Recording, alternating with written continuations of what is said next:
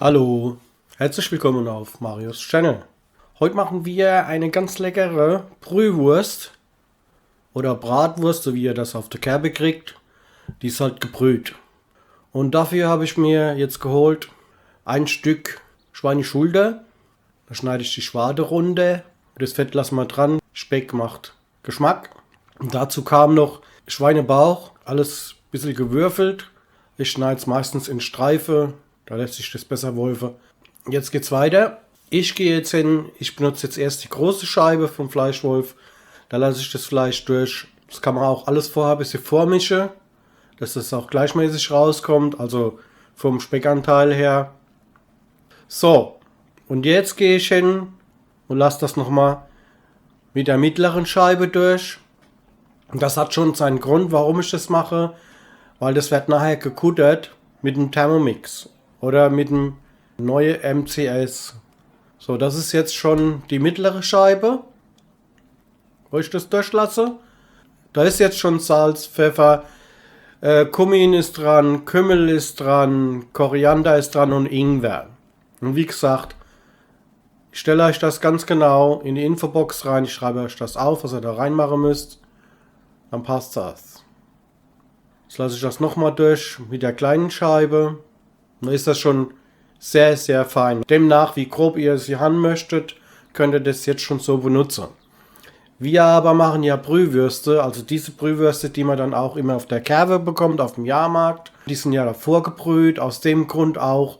Die sind auch dann haltbar. Die sind dann bis eine Woche im Kühlschrank, kann man die liegen lassen. So, was ihr noch dazu braucht, zerstoßenes Eis. Also ich mache mir das selbst, ich kaufe mir das nicht, das ist mir zu teuer geworden, weil ich ja öfters was mache und ich habe mir das kleine Maschinchen gekauft. Könnt ihr gucken, gibt es auch ein Video davon und die kostet gar nicht viel, die kostet, ich glaube 55 Euro habe ich bezahlt, im Moment kostet sie glaube ich ein bisschen mehr, um die 60 Euro. Bei eBay und am Amazon kann man das bestellen. Ich habe jetzt genommen 240 Gramm Eis, also man soll dann 25% Eis, Crash Eis dazu nehmen. Ist jetzt nicht ganz so viel. Ich habe nur 240 Gramm genommen, weil ich der ganze Sache nicht so getraut habe. Ich habe ja noch einen größeren Kutter, aber für kiloweise irgendeinen großen Kutter zu benutzen, da benutze ich jetzt einfach nur dieser MC und ich möchte auch mal was für die Leute machen, die einen MC haben. Dann können die auch mal ihre Würste machen. Also ihr braucht nichts wie ein Fleischwolf. Wenn ihr keinen Fleischwolf habt, müsst ihr das halt alles ganz, ganz fein und klein schneiden und dann würde das auch funktionieren. So, was ich jetzt hier habe, das ist Kutterhilfsmittel. Da kommt auf ein Kilogramm 3 Gramm drauf. Das gibt es auch mit Umrötung. Wenn jetzt einer schöner roter Fleischkäse haben möchte, braucht er auch gar kein Pökelsalz reinzumachen. Dann nimmst du einfach Kutterhilfsmittel mit Umrötung. Da läuft auch ein Video davon. Manche haben sich gewundert, warum ist das rot? Ja, wegen der Umrötung. Heute habe ich ganz normales Kutterhilfsmittel benutzt. Da kommt auf ein Kilo 3 Gramm, also meistens 3 bis 4 Gramm laut Packungsangabe. Und da ich ja jetzt kein ganzes Kilo hatte, es waren 700 Gramm, habe ich 2,45 Gramm benutzt. Aber wie gesagt, ich schreibe euch das alles aufs Kilo auf, die Gewürze, und schreibe euch das in die Infobox. Dann lasse ich mal die erste Runde laufen. Ich bin jetzt, beim ersten Mal bin ich auf Pürieren gegangen. Könnt ihr auch auf die Turbostufe gehen. Also ich habe es jetzt so gemacht, ich habe das mal püriert. Ungefähr 15 bis 20 Sekunden. Das geht unheimlich schnell mit dem MC. Das ist Wahnsinn, was der wegrattert. Und ich messe jetzt nochmal Temperatur. Ja, ich habe jetzt schon 8 Grad. Das ist eigentlich relativ schon viel für diese kurze Zeit. Das ist ja das Problem. Das Brät darf nicht wärmer werden wie 12 Grad. Ja, deswegen habe ich vorher schon Eis drin gemacht, bevor ich angefangen habe. Und habe jetzt nochmal Pause gemacht und habe jetzt nochmal den Rest vom Eisring gemacht. Wie gesagt, waren 240 Gramm. Und das lasse ich jetzt nochmal laufen. Zwischendurch habe ich nochmal kurz Stopp gemacht, habe es nochmal gemessen und bin dann später noch auf Turbostufe gegangen und habe immer so einzeln angetippt. Weil manchmal fängt das Messer dann an frei zu laufen. Müsstet ihr dann mit der Spatel nachhelfen. Aber ich habe es dann über die Turbostufe gemacht und habe immer so abwechselnd drauf gedrückt. Das drückt sich so hoch und dann fällt es ja wieder runter. Und dann funktioniert das so. Wie gesagt, ich habe es dann nachher ungefähr bis 12 Grad gekuttert.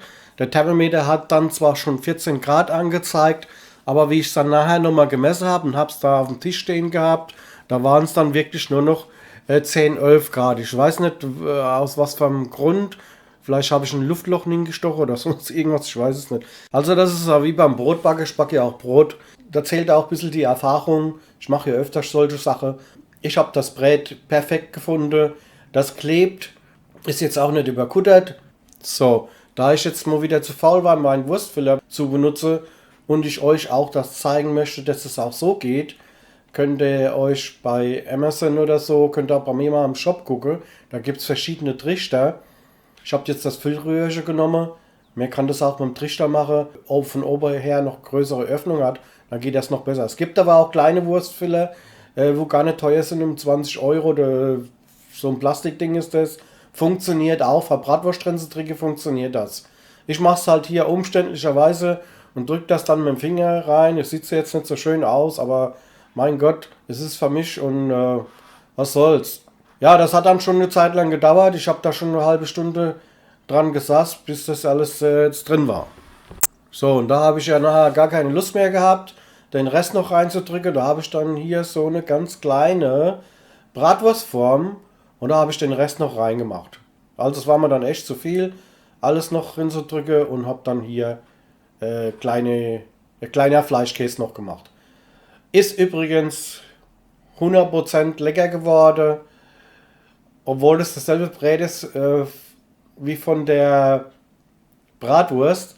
Aber Leute, ich sag's euch, hammermäßig. Meine Frau hat auch gesagt, wow, diesmal hast du es geschafft. Der schmeckt wirklich Hammer.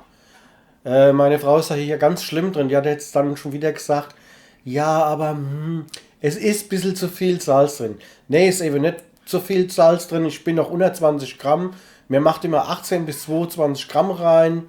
Und ich habe 19 Gramm benutzt. Also das kann nicht zu salzig sein. Ich habe auch jetzt kein Pökelsalz genommen. Und auch kein normales Salz. Also schon. Ich habe pakistanisches Bergsalz genommen.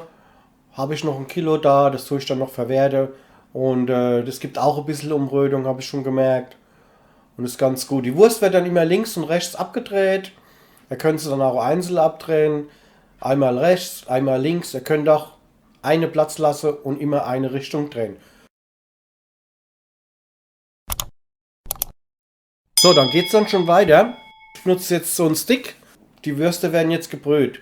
Jetzt gehe ich hin und habe das mal auf 76 Grad eingestellt, weil ich gemerkt habe, okay, wenn ich so 75 Grad stelle, ist es in Wirklichkeit nur 74. Deswegen habe ich es jetzt auf 76 Grad gestellt und die werden dann bei 75 Grad abgebrüht. Die Zeit ist ungefähr 20 bis 25 Minuten. Der müsst ihr euch halt besorgen. Da könnt ihr aber dann hingehen und könnt vorne auf der Dose gucken. Ich habe jetzt 28er Därme gehabt. Also mache ich jetzt hier auch 28 Minuten. Also man sagt 1,5 cm, 1,5 Minuten. Allerdings habe ich die Würste dann erst reingemacht, wann der Topf die Temperatur erreicht hat. Ein Kaffeetellerchen rein. Das drückt die Würste nach unten, weil die sollen schon untergetaucht sein. Die Zeit ist jetzt schon um. So sehen sie jetzt aus. Ich habe mal schon alles rausgeholt. Also ich bin jetzt hingegangen. Ich habe eiskaltes Wasser genommen und habe mir noch Eiswürfel geholt. Habe das schon so ein bisschen vorgekühlt. Und da kommen jetzt noch die Würste rein zum Abkühlen. Der Hintergrund, warum man das macht, das müsst ihr machen. Sonst schrumpeln euch die Würste zusammen. Es muss nicht sein, aber meistens wird es wohl so sein, wenn ihr die nicht abkühlt. Also bitte abkühlen und dann sehen die Würste auch genauso aus, wie die aus dem Brühtopf kommen. So, hier haben wir dann schon einen Anschnitt. Könnt ihr mal schön sehen, die Kräuter, wo ich drin gemacht habe. Schmeckt alles ganz lecker. Es ist eine super leckere Wurst. Die kannst du jetzt hier auch als Weißwurst essen, wenn du das möchtest. Ist ja kein Pökelsalz drin. Mit Senf oder so. Ein Stück Brot dabei. Herrlich. Ich habe jetzt gerade so ein Stück weggegessen. Ohne irgendwas. Hammermäßig, kann ich euch nur sagen. Einfach nur klasse.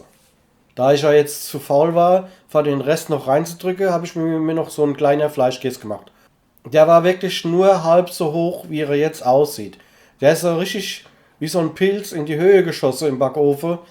Und Temperatur ist 160, 170 Grad, eine Stunde, das reicht für den kleinen Fleischkäse. Und es ist wirklich ein Träumchen. Also Fleischkäse schmeckt noch besser. Also ich werde demnächst das Rezept nehmen, für einen Fleischkäse zu machen. Ja, und dann sage ich mal wieder Tschüss, bis zum nächsten Mal. Viel Spaß vielleicht. Ich schreibe euch noch dabei, was ihr braucht, alles dazu.